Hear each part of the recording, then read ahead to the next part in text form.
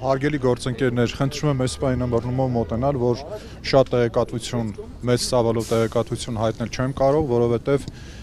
մենք էլ այս պահին չգիտենք, թե կոնկրետ քանի անձ է ներկայացվել կամ բերման ենթարկվել, կամ ձերբակալվել, կոնկրետ որ ստորաբաժանում են գտնվում, ասեցին, որ Այգեձորի ստորաբաժանում էլ մարդկա, այստեղ էլ մարդկա, բայց կոնկրետ քանակության մասին չգիտենք։ Ունենք տեղեկատվություն, որ այս պահին մի անձի է մեղադրանք ներկայացվել, քննարկում է խափանման միջոցի հարցը, մեկ անձ ձերբակալված է։ Այն ինչ նմանատիպ դեպքերում լինում է, ընտրակաշար բարեգործյան դրույթների խախտում։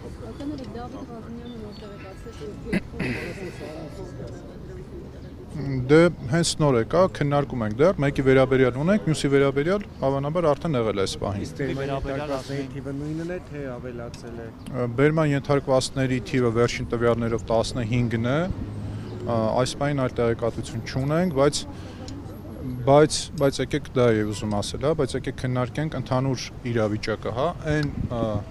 հապճեպությամբ, օպերատիվությամբ, որ ուժային կառույցները իրավապահ արձանագրում է եւ արձագանքում է այս դեպքերին, եթե այս օպերատիվությամբ արձագանք էին մնացած բոլոր դեպքերին, ծանր հանցագործությունների դեպքերին, ամեն օր գրեթե համացանցը ցնցում է մի նոր սպանություն, մասսայական սպանություն, հասարակության աչքի առաջ սպանություն, եթե այս նույն օպերատիվությամբ աշխատեին, ապա մենք ունենայինք հանցավորության էական նվազում, ինչ այս պահին չունենք։ Ինչի հետ է կապված, այո, կարծում եմ, որ ուշով հետևում են ուժեղ Հայաստան կուսակցության գործունեությանը, որևէ փաստաբան չի կարող, չգիտեմ, խրախուսել առերևույթ հանցանքի ցանկացած դեպք, այս պահին կրկնում եմ մեղադրանքին ծանոթ չեմ, հետևաբար իրավական գնահատական տալ չեմ կարող, բայց կրկնում եմ այն օպերատիվությունը, այն համակարգվածությունը, ինչը մենք տեսնում ենք, ծավալվում է ուժեղ Հայաստան կուսակցության շուրջ, գնահատում ենք որպես քաղաքական հետապնդում, այո,